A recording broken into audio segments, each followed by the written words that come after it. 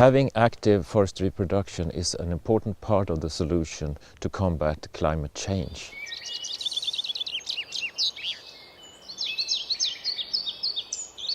The forest's ability to absorb carbon dioxide can be seen as a natural ecosystem service. It binds carbon in trunks, roots, branches, needles and leaves. The forest absorbs the carbon most effectively when it is young and middle-aged. It is then that it grows most rapidly. Our forestry model is to always ensure that we regenerate the forest. So when taking away the old forest, we make sure to establish a new forest. And that we've been doing that for 100 years, and it's been very successful, because today the volume is more than double the volume that we had 100 years ago. Swedish forest grows by a total of 110 million cubic meters a year, and the net reduction of carbon dioxide in the atmosphere as a result of Swedish forestry and wood production is 60 million metric tons a year. This is equivalent to the entire carbon dioxide emissions for the whole of the country. In Sweden, we increase the growth of the forests all the time. We have developed a model that is very efficient. We set aside 20% of our forest land for nature conservation, and that is in different scales. But the rest of the forest, the 80%, we will use very efficiently and in a long-term sustainable way. The Swedish forestry model is built on a method of monitoring the forest. The first step is to decide which trees should be harvested and which should be left behind. We are using GPS technology and GIS technology. I'm looking at the trees, measuring them to get the right volume. That is important later in the chain to see what timber and pulpwood we are getting. And now I will mark this on the map. I'm looking at the soil, I'm looking at what's growing on the field, you can say. And I'm also looking at a way to regenerate the new stand. And I'm looking at considerations.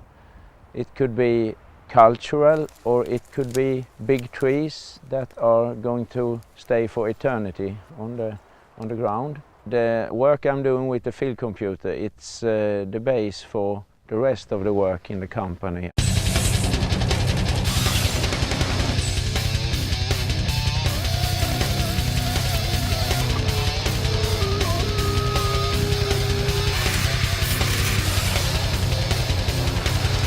The GPS information is applied to the high-tech felling machines. The driver in the machine follows the instructions from the GPS and thereby only harvests the trees already pre-selected.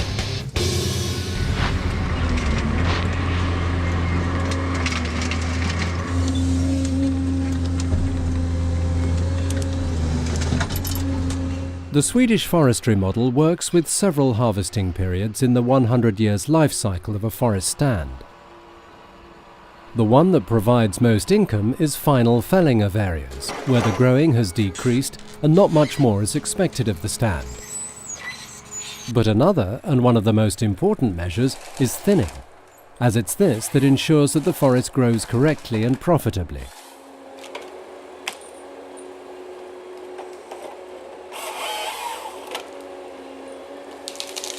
When we carry out thinnings in Sweden, we take away some of the trees, around 30% of the standing volume. And that is to promote the best trees, the highest quality trees, and give possibilities to the remaining stand to grow until the end of the life cycle.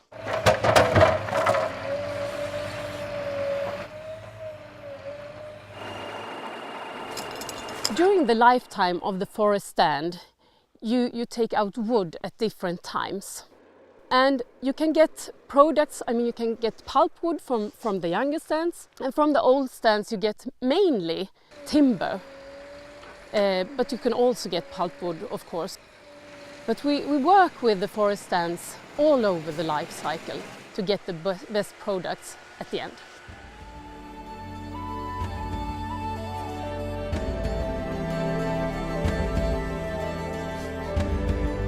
During the thinning and felling, tips and branches are also produced.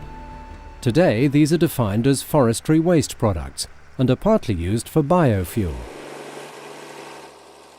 Biofuel is part of the sustainable forestry production because biofuel from the forest is about taking out the tips and branches that are produced when felling forests and thinning forests.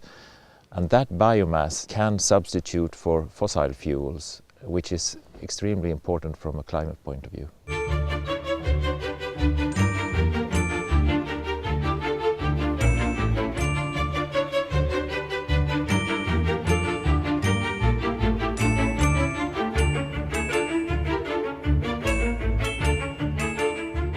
Biofuel is becoming more and more important for Swedish energy production.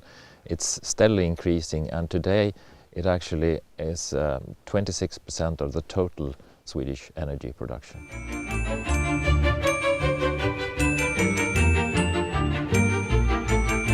The Swedish forestry companies work with replanting the harvested areas. This is done using 3 different regeneration methods: planting, sowing and natural regeneration from seed trees. In Sweden we plant 300 million seedlings each year. Over the years we have improved the regeneration methods a lot. If you use seeds from the trees in the forest, you will get a good forest in the next generation. But if you work with tree breeding and processed material and selection over time to get the best material, you will have a much higher success in the forest for the future.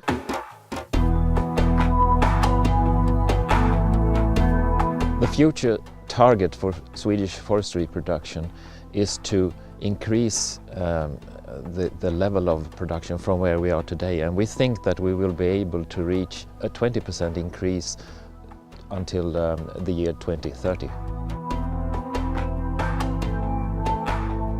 The impact of that will be that we can actually bind and substitute carbon dioxide at a level which is double the effect that we have having today.